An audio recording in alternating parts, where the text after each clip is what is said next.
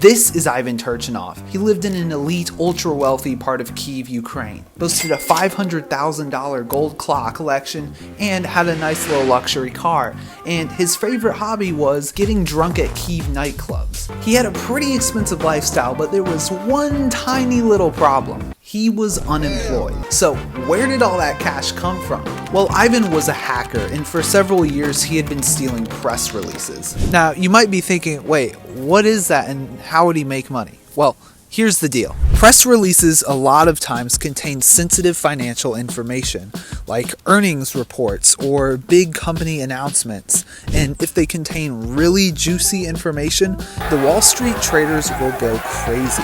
Now, because these releases can change the stock so much, to make things fair for everyone, they have to get released at the same time.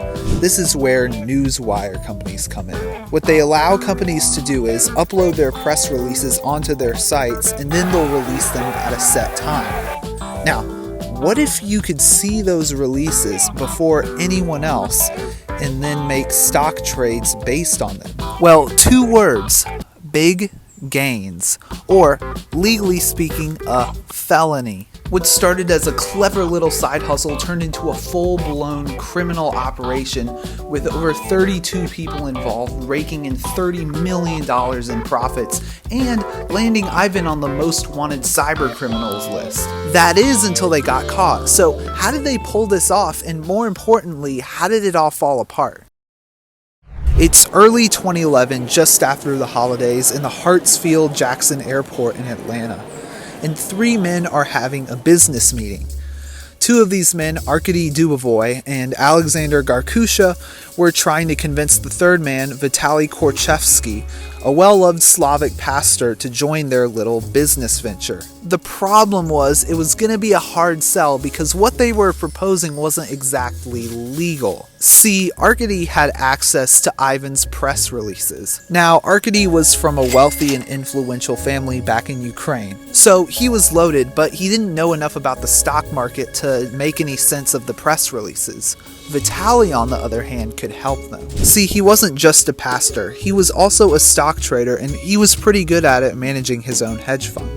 So when Arkadiy told him that he had access to press releases before they had been published, Vitaly couldn't believe it. As an experienced trader, he knew what kind of money could be made with this, and his expertise combined with Arkadiy's wealth, well, you could make a lot of money. But the downside is they could go to prison for a really long time. Vitaly said no.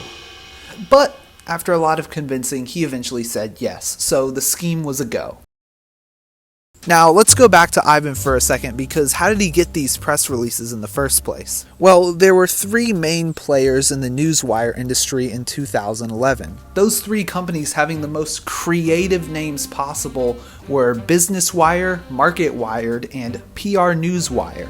Ivan was a tryhard, so he was able to get into all 3 of them, and he used a variety of methods to get into them. He first tried SQL injections. That basically means you're inputting computer code into a server instead of regular text. Like if you have a simple login screen, instead of typing this, you would do something like this. The server could then interpret what you put in as code and execute it. Now, Ivan did hundreds of these prompts, getting absolutely nowhere, but he was eventually able to batter his way in. He also did other tactics like phishing emails and using stolen credentials. After installing a backdoor on their servers, Ivan was able to just sit back, chill, and rake in the press releases, getting a 40% cut of all the trading profits. And the crazy thing is, the newswire companies were completely unaware they had been hacked the whole time.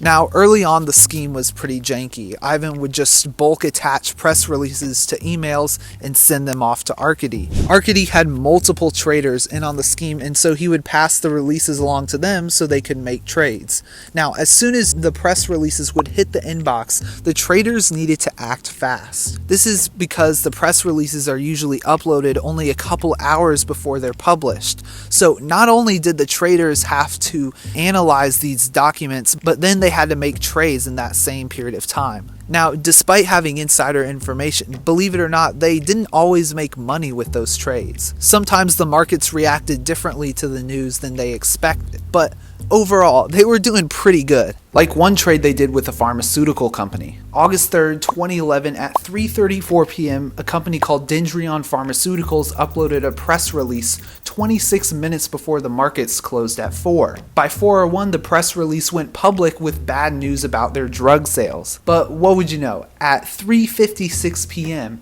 4 minutes before the market closed, your boy Vitaly swoops in, buys 1,100 put options, basically allowing him to profit if the stock price went down. And what happened the next day?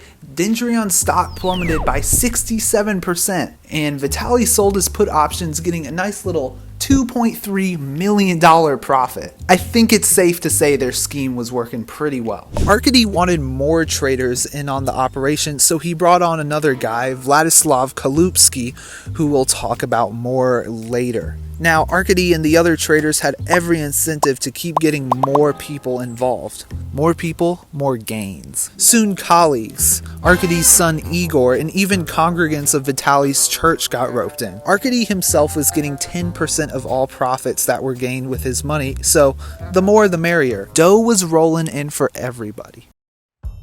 As 2012 rolled around, their operation had become a well-oiled machine. Because of the impracticality of just sending press releases to emails, Ivan soon set up a dedicated server where he would upload the releases and then give credentials to traders so they could log in and view them themselves. The traders started going shopping, requesting specific press releases when they knew companies were about to make big announcements. Now, Ivan was making some serious money at this point, and he was feeling pretty good about himself, and he got a little too confident. Okay, so it's just another typical night for Ivan at the nightclub, just drunk out of his mind, and he starts bragging to his friends about a sweet little scheme he's part of. This piqued the curiosity of one of his friends. I'm gonna butcher this. Alexander Armenko? See, Oleg was also a hacker and he wanted in. But, if you're Ivan, you don't want someone else coming in to hack with you because that would cut in on your profits. And that could mean downsizing your gold clock collection. And so Ivan refused, but Oleg was not about to take no for an answer.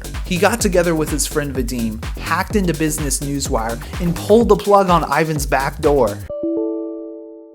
So Ivan was like, fine, I guess you can join. So now profits were being split amongst 3 hackers. Keep in mind, all of this was going down without Business Wire having the faintest clue that they had been hacked. But little did the hackers know that someone else was about to pick up on their operation.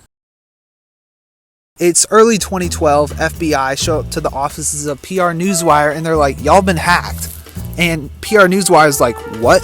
This was news to them. PR Newswire quickly got in touch with a private cybersecurity firm named Strauss Friedberg to look at their systems. And it wasn't long before the firm found Ivan's malware and deleted it. Now, Ivan was freaking out. Could this mean the feds were onto him? Was he about to get his mansion door kicked in? Ivan decided to play cool, lay low for a little while, but man, those press releases got him good money. And so, not long after, Ivan and the other hackers were able to get back in and continue hacking like nothing had ever happened. He reasoned that the feds must have not traced the hack to him, but he would be wrong. Soon, unmarked cars were seen following him as he went about his business in Kyiv. People that knew him were questioned by agents. The Secret Service was slowly piecing together everything they could learn about Ivan and Oleg, and by November 2012, it was time to move. The FBI, Secret Service, and Ukrainian police stormed their properties. Ivan was in full-on panic mode, but hey, as long as they didn't find his laptop. Oh, they found his laptop, and on it, hundreds of press releases and chat logs relating to the scheme. It was a crushing blow, and at this point, you're probably thinking, well, that's it for Ivan and Oleg. They're going to be spending a long time in prison. But guess how many years they got? 0. In fact, they weren't even charged. See, Ukraine doesn't have an extradition treaty with the US, so they were chilling. But Ivan wasn't completely off the hook. Ukrainian intelligence agents had other plans.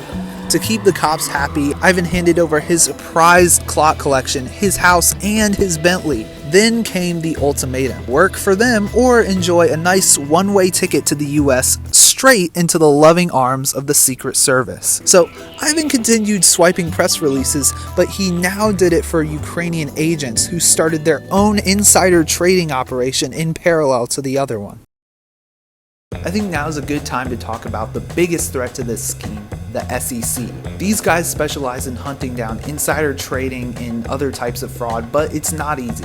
The pro insider traders know how to cover their tracks, using multiple accounts, keeping trades small, not getting too greedy, and this makes proving intent in court a nightmare. But the SEC don't play games. They have tricks up their sleeves, such as collaborating with other agencies, relying on whistleblowers, and their secret weapon, a tool that analyzes all market trades and uses algorithms to sniff out shady patterns. Now that the authorities had the press releases off of Ivan's laptop, they were on high alert for suspicious trades, which was bad news for Vitaly and Vlad because they weren't exactly the most careful. They used the same brokerage accounts over and over again, and some of them were attached to their real names. The SEC was now aware of the leaked press releases, and it wouldn't be long before they would connect the dots to them.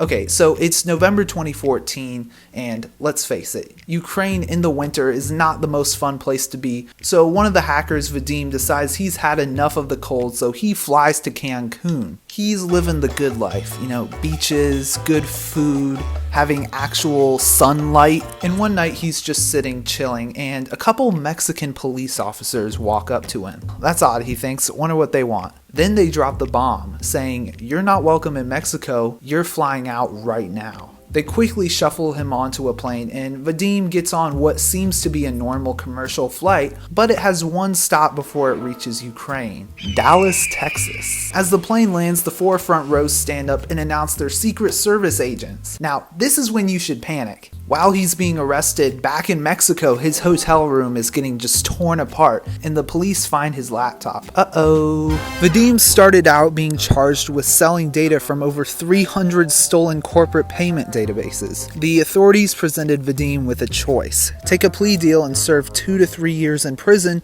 or go away for 20. At this point, the evidence was stacked against him, and Vadim eventually took the deal and got 2.5 years. And with one of the hackers from the scheme in custody, the authorities were closing in on the rest of the group.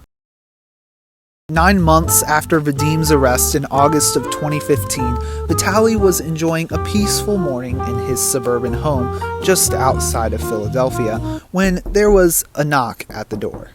He opened it to find a team of FBI agents ready to take him in. Vitaly was led out in handcuffs and into a waiting cop car, and later that day, Arkadiy, his son Igor, and Garkusha were all arrested. The feds finally had the evidence they needed to tie the crimes to them. Vitaly alone was accused of raking in $17.5 million in illegal profits, while Arkadiy pocketed over $11 million. But they were just the tip of the iceberg. The FBI identified 100 people that traded based off of the hacked information, and they started complaints or criminal proceedings against 42 of them.